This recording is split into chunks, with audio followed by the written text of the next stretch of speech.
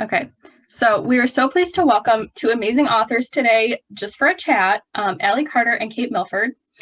Allie Carter is a master of stories about spies, thieves, sentinels, and diplomats. She was born and raised in Oklahoma, where she loved school so much that she kept going and going and going until she finally had to graduate. From a young age, she had a fascination for secret passageways, which appear in pretty much all of her books. Allie is the New York Times bestselling author of many books, including the Gallagher Girls High Society and Embassy Row series, her standalone novel, Not If You Save Me First, and most recently, the Winterborn Home series, which is her middle grade debut. Also with us today is Kate Milford, who weaves an incredibly rich world full of folklore, intrigue, and its own share of quirks. She's the New York Times bestselling author of the wildly successful Green Glass House, which was long listed for the National Book Award for Young People's Literature, and many companion novels, which are set in the same world. She has said she's obsessed with cities as characters and creating a puzzle with the breadcrumbs that people connect her books. Kate has also written several plays, screenplays, and scholarly articles, including one on making saltwater taffy in a haunted kitchen. Allie and Kate, we are so excited to have you here at this author chat session. And please remember, if you have questions, put them in the chat. Yes, put all questions in the chat. Feel free, please do. We don't have that many to start out with. Yeah. And reminder that this is all being recorded as well. And so I will just start from what I have here and ask, where do your writing ideas come from? Man, I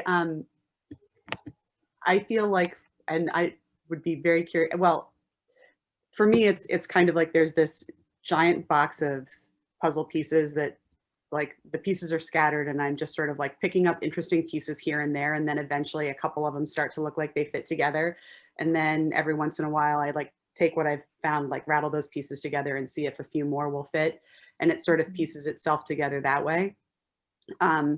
So whenever I run into something that I think I might want to learn more about, or something that I think I could sort of see how it could fit into the world that's sort of emerging with these books, I just kind of file it away, stick it in a book, stick it in a file, and then eventually I start to see how some of them can come together. And usually that's where it starts for me. I'm a mess. Like, my stories start out a mess because they're just stuff taped together. Kate, do you storyboard? I do not. I sort of resist, because I'm lazy. I'm fundamentally a lazy human being, I think, in many ways. I do not believe that. You just lied to us. How dare you? How about I'm lazy about certain things, and I'm lazy about like synopses and planning. And that's actually not totally true. Like, some of it is laziness. And it's not your process. Right. Well, that's the thing, because I think sometimes, like, making it up as you go along, I get to have some of like the fun of the readers figuring things out as I go too. But that does, like, you paint yourself into corners that way, and there's lots of story problems that emerge. But I also really do like revising, because then it feels like puzzle solving again all over again. I don't know. What about you? Do you storyboard things out? I do all of the things. I do none of them well. So I do. I currently in my office. This is the fun thing about doing all of the virtual stuff, is because you actually get to be in your office, and I could go like grab visual aids if I need to. But I currently have 6 whiteboards going, and so I'm so scatterbrained, and there are so many things, like you say, going around in my head, that like I have 2 big storyboards, and always one of them is, or whiteboards, and one of them always is kind of going with a storyboard. And so I use the giant Post-it notes, and we'll write down like what I think is going to happen in that scene, and then I put it on there. And usually I have sort of 8 sort of blocks of action. Just, you know, I'm not wed to that by any means, but that's just kind of, you know, historically what it ends up being. And so you'll have a line, and then I know at the end of that line something big has to happen, and then you'll break into a next block of action, and then at the end of that something big has to happen. And so I'll do that. And then what I find is that usually the messier that board is, the less I know the book isn't ready yet. And then once that board is kind of clean and neat and orderly, then I'm like, yep, I know what this is. I wish I were the kind of person who could do all that and then sit down and write the book. Unfortunately, I both outline and write by the seat of my pants. So I outline and everything sounds great in theory, and like, sure, yep, that sounds good. Oh, of course the aliens attack at that point. That makes total sense. And then you get into the book and you're like, actually, you know what? I just remembered I don't write science fiction. This is stupid.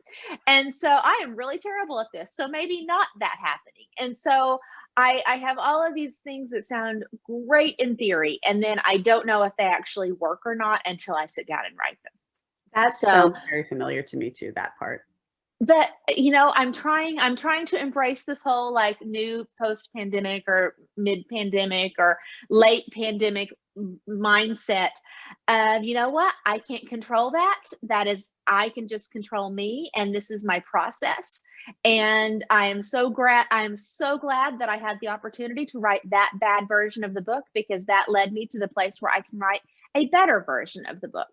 And so I'm trying to get better at flipping that switch. But there's still that part of me every single time that's like, this time I'm going to figure it all out ahead of time, and the writing's going to be so easy. And then that never ever happens.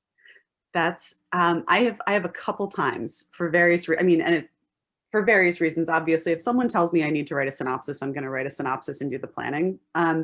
But what you just described, so I had a book that I turned in last year that was supposed to be due in April. And then, of course, I don't remember exactly what happened in April to derail my life entirely, but my life got derailed entirely. And so I didn't turn it in until November.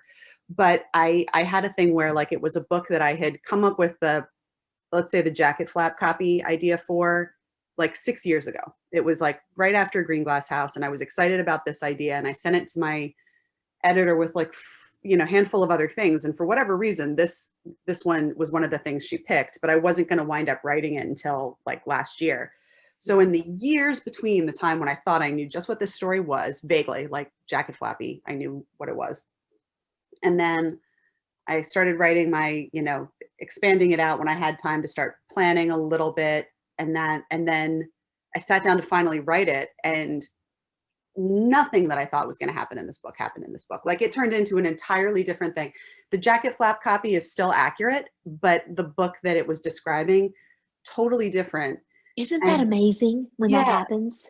But it's fun. Like, it is. That book was not fun. I mean, in theory, it's fun. Like, it's because there is something about like that feeling of your own story surprising you that is, I love reading for exactly that reason. And so, it's nice when that happens in the writing process too. And then it also, sometimes when it happens that way, it happens at exactly the point where I'm starting to hate the book, and you need something to make you fall in love with it again. I think that's very true. Books partway through?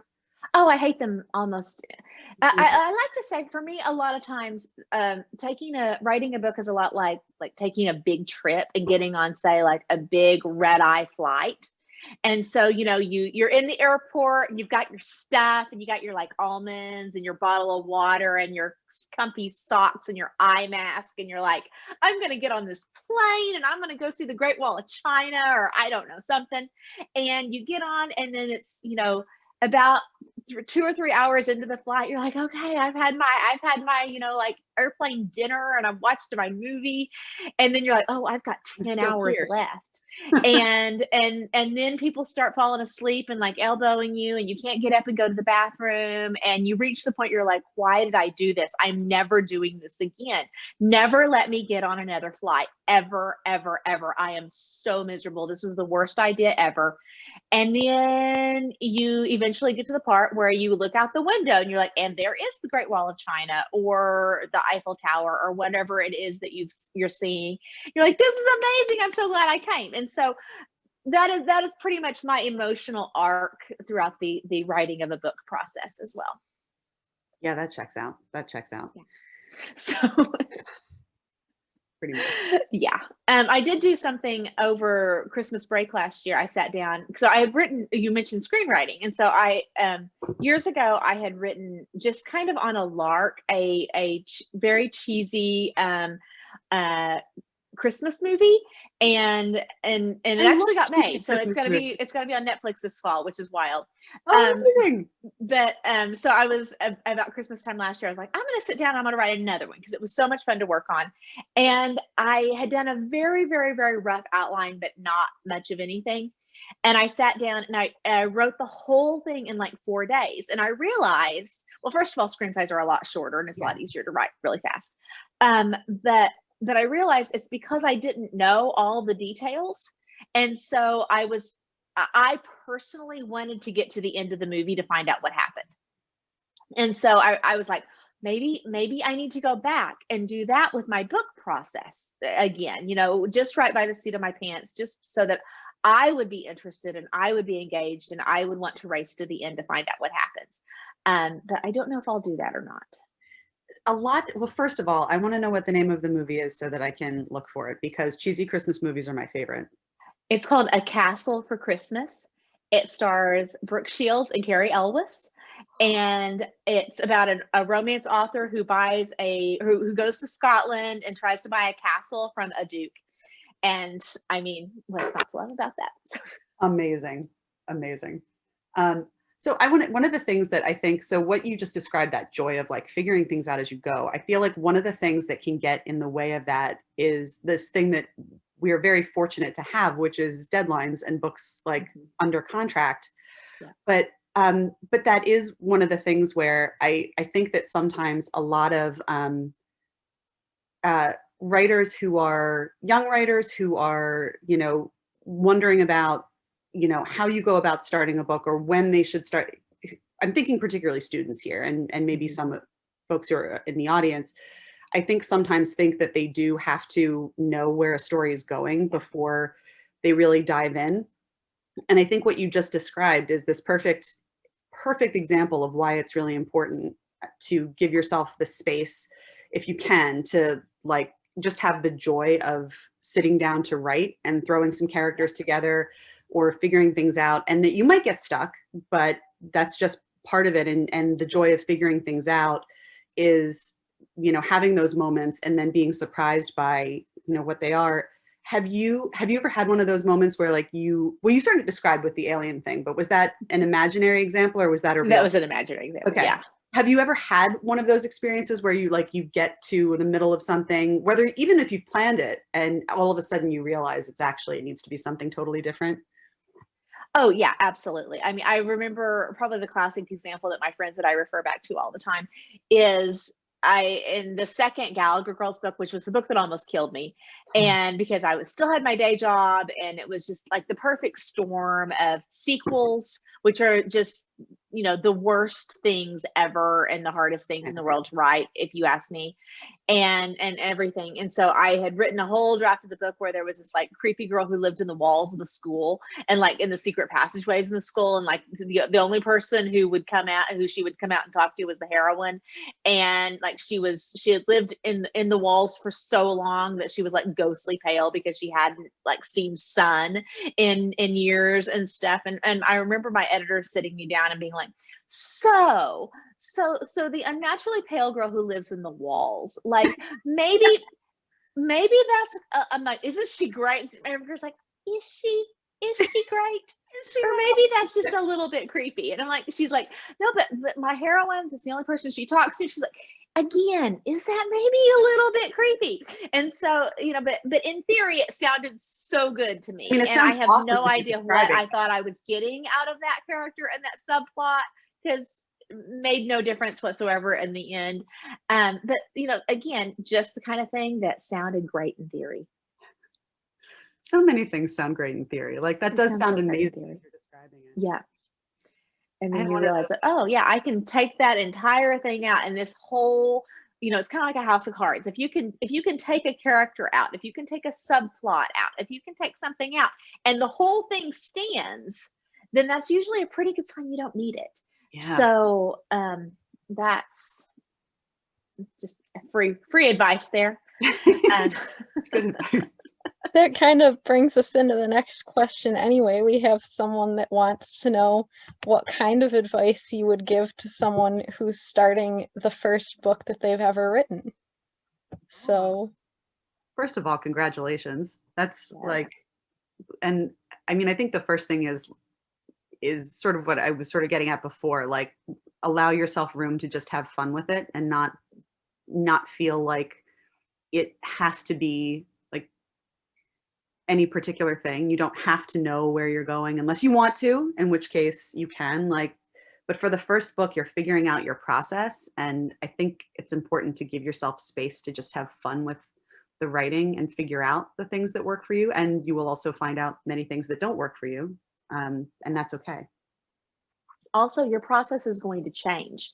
So how you write your first draft is probably going to be different than how you write your second draft and your third draft. How you write your second book is going to be different from how you write your first book. And there's an old saying, I have no idea who said it first, or I would give them credit, that said, you never figure out how to write a book, you just figure out how to write the book you're writing right now. And so this is something that, I mean, I would very much love, Kate, to have a formula and to sit down and say, okay, day one, I do X, Y, and Z. And in 87 days, I'll have a finished book. But nope, every single time it's different. I think that my biggest advice is that probably the best advice, the writing advice that I've ever gotten, I got from my mom. It was the first writing advice I ever got, and it's the best writing advice I ever got. Because when I was in middle school, I decided I wanted to be a writer. And I sat down at our kitchen table one night and I worked really hard for like 15 whole minutes. And at the end of those 15 minutes, I burst into tears. And my mom came running in. She's like, what happened? What's wrong? And I'm like, it's not as good as the opening chapter of The Great Gatsby. And she's like, okay, all right, well, first, that's one of the great American novels, so maybe let's lower our standards. And then she said, and second of all, you should never compare your first draft to somebody else's finished draft. Yeah. And I think about that all the time, like with books that I'm reading, with books that I'm working on, because not just that, well, I'll read something that I'm working on and be like, it's not as good as the new Kate Milford book, because that's amazing and my book sucks. But I'll also be like, well, it's not as good, you know, Winterborn 2 isn't as good as Winterborn 1. And Winterborn isn't as good as High Society. And High Society isn't as good as Gallagher Girls. And, you know, you're just constantly, while you're working on these things, you're constantly comparing it against the last draft of something else. And that's a very, very dangerous game to play. And so don't fall into that trap if you can help it, because everything starts out ugly. And you just have to rewrite and rewrite and rewrite until it gets better. Yeah, I think that's great advice. And so, speaking of it being difficult, so they would like to know which book was most difficult to write, research, or plan.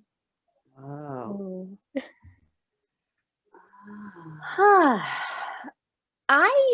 The hardest book, I always say, the hardest book in my career was Cross My Heart and Hope to Spy, which was the second Gallagher Girls book, which was the one with the weird girl who lived in the walls. And it was, again, because sequels are just extremely difficult. I also, frankly, really struggled with Winterborn Home for Mayhem and Mystery, which was the sequel to Winterborn Home for Vengeance and Valor, because sequels. And I don't really know why sequels are that hard. Oh, thank you. I need to find my copies somewhere and dig them out of a box. I think sequels are really a challenge for a few different reasons. Number one, because if you're kind of a perfectionist by nature, which most of us in the book world are, you want the next book to be bigger. You want it to be better. You want to top whatever you did last time. And that's not always possible. And it's a really hard thing to do.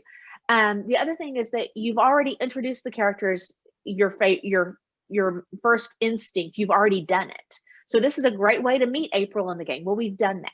Well, this is a great way to describe this room. Well, I've done that. And so you're really trying to reinvent the wheel. And so I always like to say that a sequel, in a perfect world, a sequel is exactly the same, but totally different.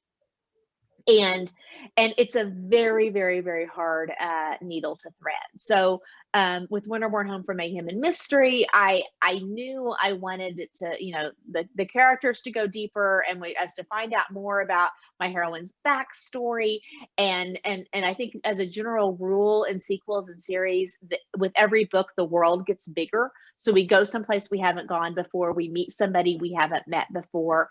And so I knew all of that, like, you know, intellectually, but the actual sitting down and doing it is really, really hard. And actually, with every book that I write now, it actually gets harder. It's not getting easier, it's getting harder. And I think that's because I now know all of the mistakes, or a lot of the mistakes, and I'm constantly running through my brain like all of the different scenarios. And so I look at, you know, all of the kind of permutations of, well, there are 17 different ways that this could play out. I will write it all 17 ways, and it is exhausting. And so sometimes I will just sit down with friends and be like, okay, these are my 17 different ways. And they'll be like, no, you know, and they'll just sort of ask me questions and drill down, and to where I know in my gut what the right one is. But oftentimes I don't fight for that right one until somebody takes it off the table. And they're like, nope, you can't find out that then. I'm like, yes, you have to find out that then. And they're like, okay, then you find that then. You don't have to write the versions where that doesn't happen. And so it's a very arduous process. What about you, Kate? I think I have 3 different answers for, like, I think the one that was hardest to research, and it's funny, I'm going to remember all of that, Allie, because the only technical sequel that I've written is Ghost of Green Glass House, but like I very much at some point want to like imagine a series that begins as a series, so that and I'm gonna hang on to that, because I feel like that's gonna be a challenge I'm gonna have very much when I do that intentionally and not writing a sequel by accident. Blue Crown and The Left-Handed Fate, I think, were the 2 hardest in terms of research, because it's a whole bunch of nautical stuff. And I love nautical stuff desperately, but it's all of these beautiful, wonderful details, and it's a level of world building within a world that was a really fun thing for me. But then it was a lot of research, and then it was a lot of figuring out how much I could leave out, which is always the challenge with, you know, any world building exercise. But that was a lot of research, but fun. The hardest in terms of challenging what I think I can do as a writer was Raconteurs, because it's all short stories. Like, it's not all short stories. There's a novel connecting them, but in my mind, I am not able to write short things. So to actually write like 15 short stories was daunting, but fun, and plotting it out so that the stories were puzzle pieces that would lead to the next thing, and ultimately would show you this big, broad mystery that is the novel itself, was challenging, but really fun. So that was another one where it was hard, but it was fun hard. But you said something earlier about that you never learn how to write a book, you just learn how to write the book you're writing. And I learned that hardcore last year, because I thought I knew what my process was, even if what happened within that process of getting to a first draft, I thought I knew what that was. And when I was not able to do it that way, especially with a book that was changing as I was writing it in a way that nothing I've written has changed that dramatically in the course of writing it, is this book Rialto that I turned in last November. And that one, I still haven't gotten my notes from my editor, because, you know, our lives are still, you know, we're dealing with children in the background, and so is she. And but I think the revisions for that are going to reflect like the extent to which I didn't know what I was writing up until. So I think that one to me was a really difficult book to draft, because I didn't have my process, because the book changed. But I think it was a good wake-up call, because, you know, I think sometimes when we have been doing this for a while, we start to think we know what we're doing. and sometimes we do not. And it's important to learn that in safe circumstances, because blah, blah, blah, like, but I learned that I did not know what I was doing if I didn't have exactly the situation that I was used to. So, yeah. It's very true. So were you somebody who liked to like leave the house and work in a cafe or something like that? I did. Well, so I've got a 3-year-old and a 7-year-old that you may be hearing in the background just now and then.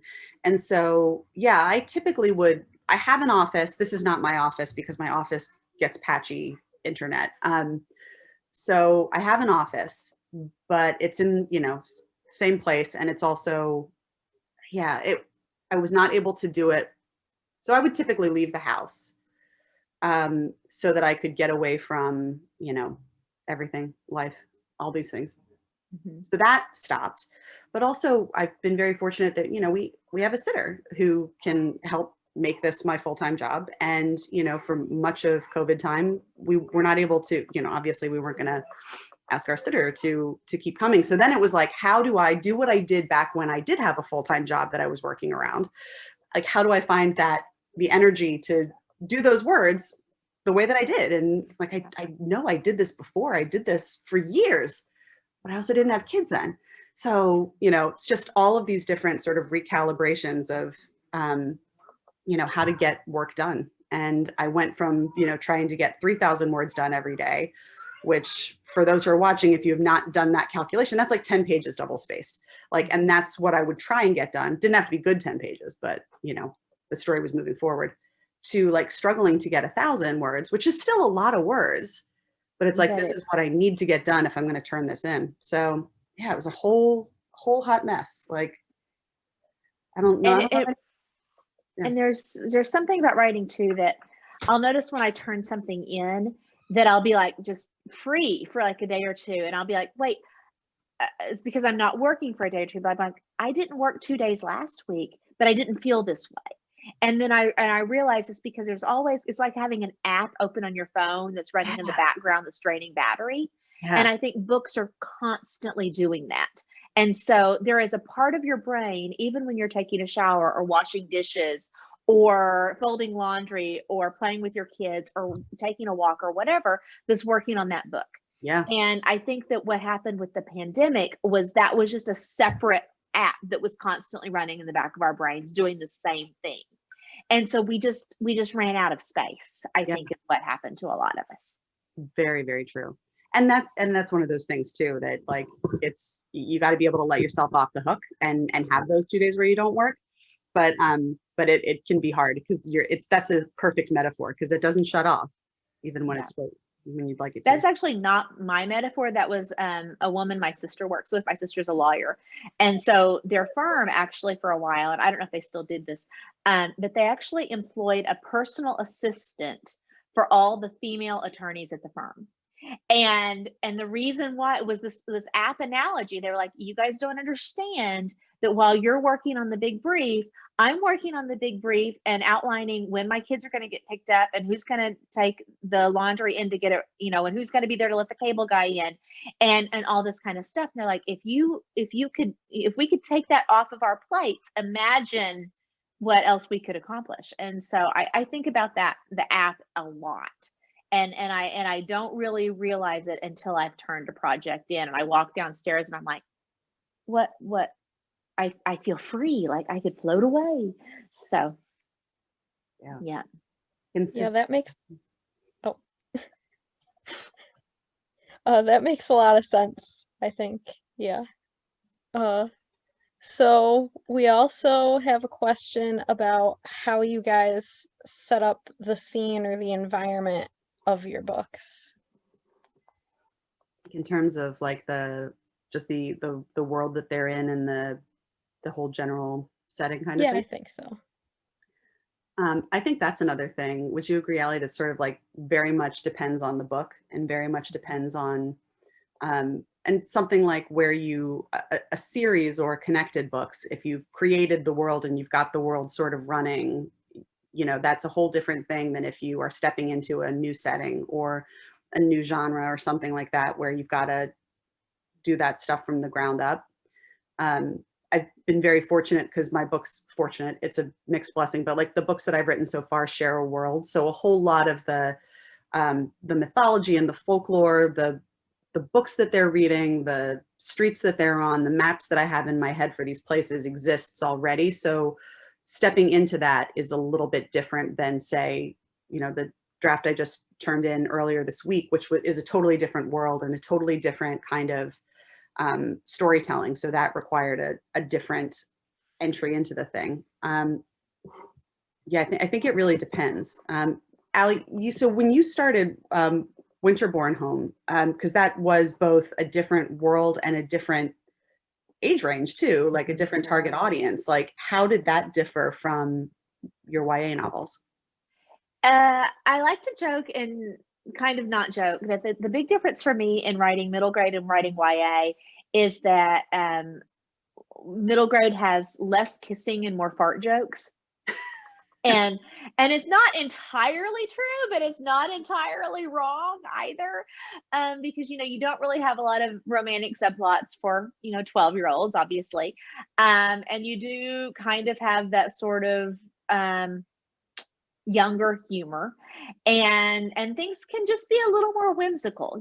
Things can just be a little I don't want to say silly, that you can be more playful with the books, and that I very much enjoyed. But in terms of the environment, it was the first time in a long time that I had created a large ensemble cast, and so that I really struggled with, like the actual Winterborn mansion. So the idea of that Gabriel, note to ask you, like putting your crew together. Yes.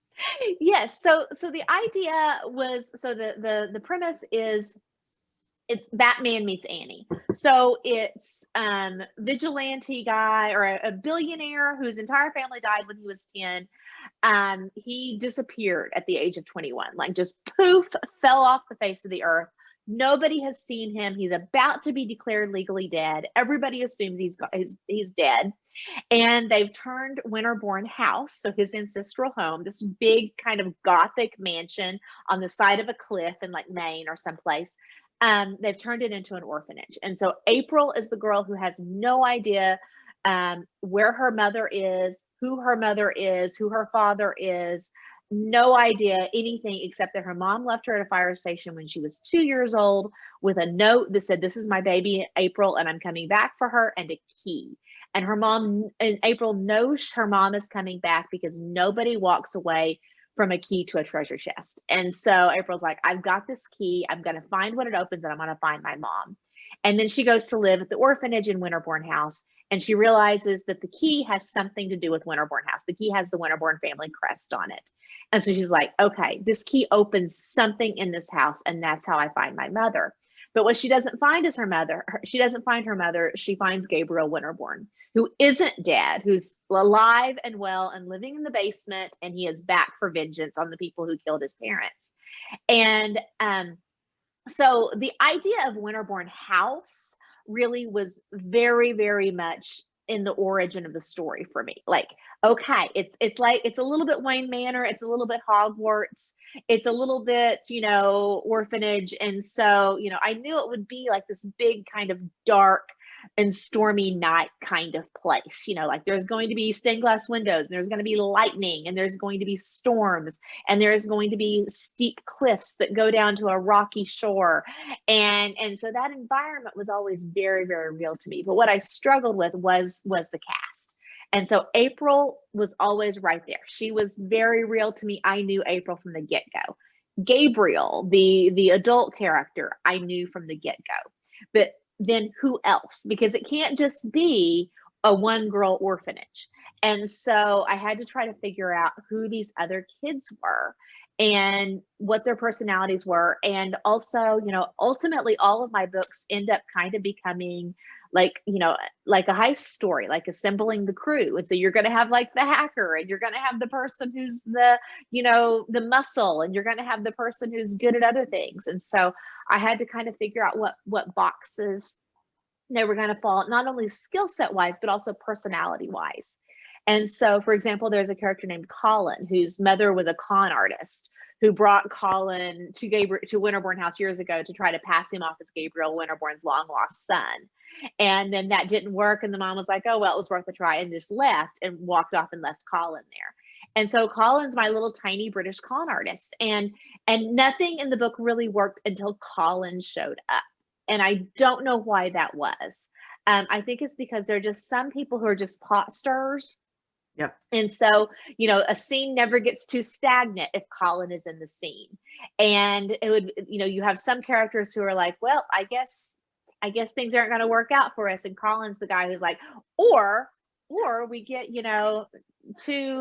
two bats and a larger than average ferret, and I know a way to make this work.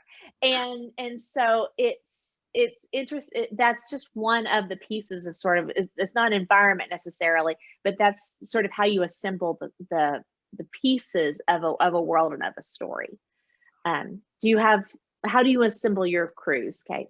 It's funny because so as I was reading that, well, first of all, I'm a fan of houses that are characters, and that house is such a character.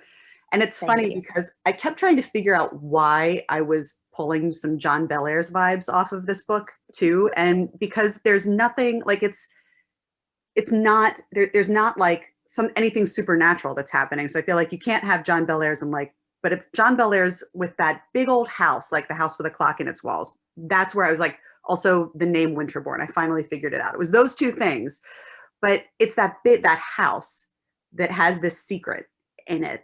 And it was one of the things that it was very much a character. And I think that's one of the things with building a setting. One of the fun things for me is finding that setting that will be able to be a character in its own right. And that house really is part of that crew. It becomes it's part of the family in a meaningful way too. The one that I had that was truly a crew book was Thief Knot, and which was sort of my Ocean's 11, but with kid detectives instead of, so their heist is trying to solve this thing. So it's a heist in reverse, but the main character actually she is a girl whose mother was a famous smuggler in this town, but then went into hiding. And her father had this very, adventuresome life too, but they go into this part of town that is very much people go there who had previously exciting lives, and they go there to live normal lives. And so she knows her parents have all these exciting things in her past, and she knows academically that there must be exciting things going on in this part of town that she lives, because it's a bunch of previously exciting people living together. And in any city, on balance, there's going to be something exciting happening, but she can't find it. And then someone comes to her mother for help in solving a kidnapping, and she decides that she's going to try and solve it before her mom. And so she puts together a crew of friends, and she's sort of in some ways trying to figure out who she needs. And it's very much like what you described. She knows she also is very socially awkward and very has a lot of social anxiety. So a big part of her thing is overcoming this. But yeah, it was kind of that, what does the story need? What's gonna give me the greatest contrast in personalities, but also skill sets that they're going to need? And what about the skill set that they don't know that they're going to need, but it's going to turn out to be incredibly useful down the line? And also what fun stuff do I want to have them do? And I wanted someone who was always picking locks and always getting into places that she knew she wasn't supposed to go. But that's the person that's going to know how to get across town without going above ground the entire way, things like that. So it's really a lot of fun, but there's that point all of a sudden where it's I'm missing something. And sometimes it's that person that can just come in and, round out the group or adds that thing that you were missing. I think rewriting is always important, but when you start talking about a heist or sort of what I like to call an unrealistic realistic fiction genre, it's even more so, because you don't know what you need until you get to the end. And so it's going to change a lot, and the whole world, the whole landscape could very well end up being vastly different when you finish than when you start. Also, when you've got a cast of that size, when it's, a protagonist, but then the secondary characters are so important. It's really an ensemble piece. But figuring out who they are is only part of it, because then you start throwing them into scenes and you see how they act together, and you see how that changes their interactions and what they can do, and gives you different ways to enter scenes that you might have known were going to happen, like set pieces that you knew were coming.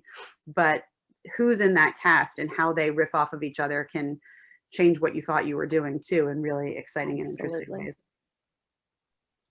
Okay, So we are running a little low on time, but we do have a question about plot twists. So how do you write a good plot twist? And specifically, do you come up with the twist beforehand or later on? Oh, that's a good question. A little of both. Sometimes I know the twist going in, sometimes it surprises even me. And I think the key to a good one is that in hindsight, you have to look back and be like, why didn't I see that? And so that's that for me. Yeah, I agree. I think that's one of those things that falls into like fair play mystery rules. Like it doesn't, the clues have to be there, and it's okay if the clues like don't necessarily lead the reader to the twist, that they don't necessarily foresee it. But yes, in hindsight, you've got to be able to look back and see this was not the writer pulling the tablecloth out from under me. This was set up, and then it becomes a satisfying thing because you can see all the things that led to it. What makes a twist unsatisfying, I think, is when it's the equivalent of like having the rug pulled out from under you or something like that, because then it feels like, I never want a twist to feel like to the reader like I was trying to pull the wool over their eyes or fool them or withholding something from them. I want it to be like, this is the culmination of things. And maybe they even knew something was coming, but they didn't know what it is. But yeah, I want it to feel satisfying in the culmination and not like, look how much smarter I am than you. Okay, maybe we can squeeze in one more thing. Did you ever consider killing off a main character? No. I'm middle grade, yeah, no. I try hard not to. It's funny because I have books where there's a lot of carnage, and I'm, we write middle grade. There are tropes that exist for a reason. You have to separate the kids from the parents, and there are different ways of doing that too. Like sometimes they're dead. Sometimes they're off the game board because they weren't there for various reasons. But there's also a lot of satisfaction in finding ways to have them be present in different ways, even that. But a main character, I think for me, yeah, in middle grade, no, couldn't.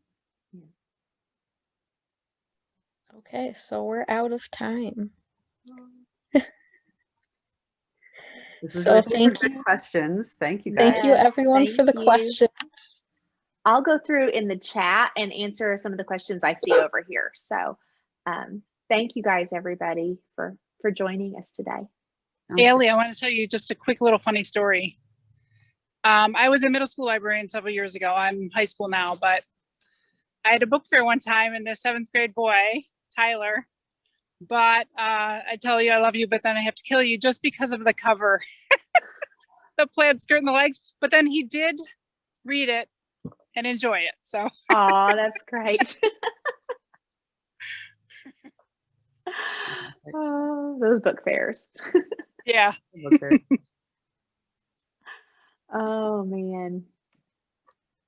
Thank you so much. Thank you, everybody. And I'll go through, or maybe I'll just do it right here real quick, because we're not on the whatever it's called right now. We have a break for people who are in Zoom. So okay, do I ever consider pulling off a main character? No. How do you come up with twists in writing? Lots and lots of drafts. I just so many drafts, and so many of them don't actually make it in there. Multiple points of views from multiple characters. I do that sometimes, and sometimes I don't. I play around with point of view a lot, and you just never know what's gonna work. Would I ever write a Blackthorn companion book to show what Zach was doing before meeting Cammie? No, but I have considered writing the Joe Solomon Blackthorn book. I haven't done it, but that is something that I consider sometimes. What series would I love to return to? I would love to do a Fourth Eye Society. That would be amazing. Yeah. I think that's all of them. Yeah, I think so. Thank you, Kate. Thank you, Allie. Thank you. Rochester. This is really fun. You guys were great. Thank you, guys. See you guys. See you soon. In the next session. Have a good one.